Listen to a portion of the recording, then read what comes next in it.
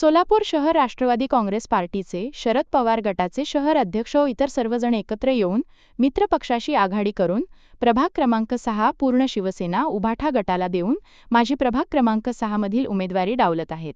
प्रभाग क्रमांक 7 मध्ये सुद्धा माझा पुतण्या श्री ज्ञानेश्वर सपाटे व इतर पॅनलमधील उमेदवार यांची नावे जाहीर न करता त्यांना पक्षांतर करण्यास भाग पाडत आहेत. या गटाविरुद्ध एक दिवसीय लाक्षणिक उपोषण माजी महापौर मनोहर सपाटे यांनी केले आहे. काय मागणी तुमची पक्षाकडे?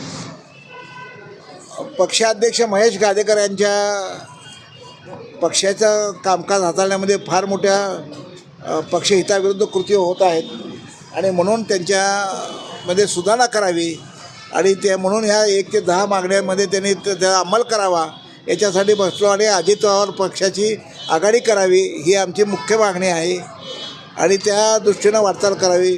पण तसं ते करत नाहीत आणि पक्षाच्या प्रभाग क्रमांक 6 मध्ये मी स्वतः इच्छुक आहे.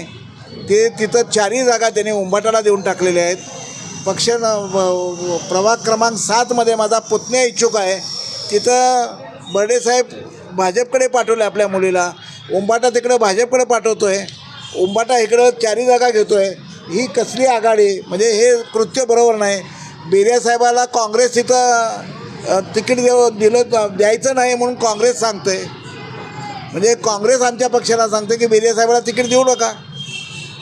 म्हणजे बिर्यासाहेबांच्या पक्षासारख्या एका ज्येष्ठ नेत्याला तिकीट देऊ नका, त्यांच्या मुलाला तिकीट देऊ नका असं सांगणं हे योग्य नाही. आणि बिर्यासाहेबसुद्धा त्यामुळं अजितदादाच्या पक्षात प्रवेश केला, त्यांच्या मुलाने अजितदादाच्या पक्षात प्रवेश केला. हे पक्षाचं नुकसान व्हायला आलं आहे. आता तुमची मागणी काय आहे साहेब?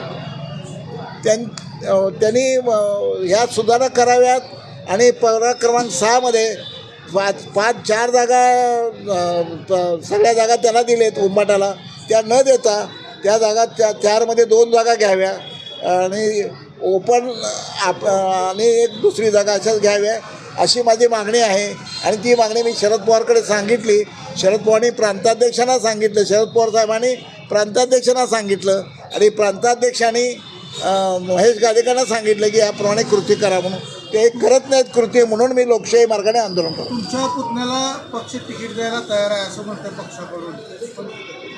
त्याच्या पुतण्याला त्याच्याबरोबर पॅनलमध्ये कोण राहणार ते 3 कॅन्डिडेट हे या तारखेपर्यंत आजपर्यंत सांगितलेलं नाही. ते 29 तारखेला सांगतो म्हणतात. 29 तारखेला त्यांची यादी भाजपची जाहीर होणार, मग तिथं रिजेक्ट झालेला कॅन्डिडेट आम्हाला देणार असा त्यांचा प्रयत्न आहे. मग असं नाही ना. 6 मध्ये याच्या अगोदर राष्ट्रवादी कुठे होती? कारण शिवसेनेच्या आता 15 वर्ष झालं नगरसेवक नाही साहेब. 2012 ते 2017 मी नगरसेवक आहे. तिथं माझ्या ताब्यात वाढवतो आलं, कारण कारंड्याने आम्ही दोघं कार्पोरेटर होतो आणि आम्ही प्रचंड मतांनी तिथं निवडून आलो आहे. 17ला माझं पक्षाने तिथं तिकीट कापलं ह्याच कंपनीने. गादेकर साहेब असतील हे सगळे हीच पद्धत होती आणि त्यांनी 2017ला तिकीट कापून हा प्रभाग वानकर साहेबांच्या ताब्यात दिला, सेनेच्या ताब्यात दिला. आता कधीपर्यंत तुमचं उपोषण सुरू असणार आहे? न्याय मिळेपर्यंत. नाही म्हणजे तुम्ही अजित पवार गटाशी अजित पवार पक्षाशी युती करा म्हणताय. हो. अजित पवार पक्ष तर भाजप सोबत आहे. अजित पवारचे पक्षांतर्गत इकडं आपल्याकडे युती करायला आपल्याला काही अडचण नाही. त्यांनी तसं त्यांच्या पक्षाच्या लोकांना सूचना दिलेल्या आहेत आणि दोन्ही पक्षाच्या पुण्यामध्ये मिलन आघाडी झालेली आहे. एक विचार आहे, आघाडी झालेली आहे. अजित पवारवर जर आम्ही केलं तर मुस्लिम समाज वगैरे आमच्याकडे आकर्षित होऊन आमची संख्या वाढेल. म्हणजे संपूर्ण सोलापूरमध्ये जे आहे अजित पवार आणि शरद पवार हे 2 पक्ष एकत्रित लढावं असं म्हणणं आहे. हो, असं माझं म्हणणं आहे. काँग्रेस? माझं नाही, सगळ्याचं.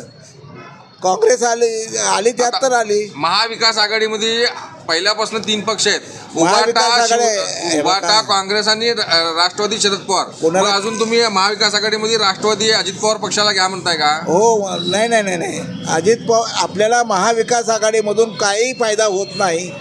महाविकास आघाडीमधून आपल्याला काय जागा मिळतात का बघा. जर कोणाची युती केली तर फायदा होईल हे पक्षाचं हित बघितलं पाहिजे ना. आज सोलापूरच्या स्थितीमध्ये कोणाची सत्ता, कोणाची ताकद कुठल्या प्रभागमध्ये आहे आणि कुठला प्रभाग आपल्याकडे येतो आहे, आपला सक्षम कार्यकर्ता कोण आहे हे बघण्याचं काम अध्यक्षाचं आहे. आणि म्हणून अजित पवार पक्षाची जर युती झाली तर आमच्या जागा वाढू शकतात. मग तुम्ही थेट अजित पवार पक्षांकडे का जात नाही? तुम्ही त्या पक्षात प्रवेश का करत नाही? नाही मला शरद पवार सोडून जायचं नाही म्हणून प्रयत्न करतोय, म्हणून तर उपोषण झालं. शरद पवार हेच माझं राजकारणाचा केंद्रबिंदू आहे. पवारसाहेबांच्या विचाराची बांधिलकी मी मरेपर्यंत ठेवलेली आहे आणि मला जायचं नाही म्हणून तर आंदोलन उपोषणाला बसून न्याय मागतोय. पवारसाहेबांना फोन केला म्हणता, काय पवारसाहेबांनी काय? पवारसाहेबांशी बोललो, जाऊन भेटलो.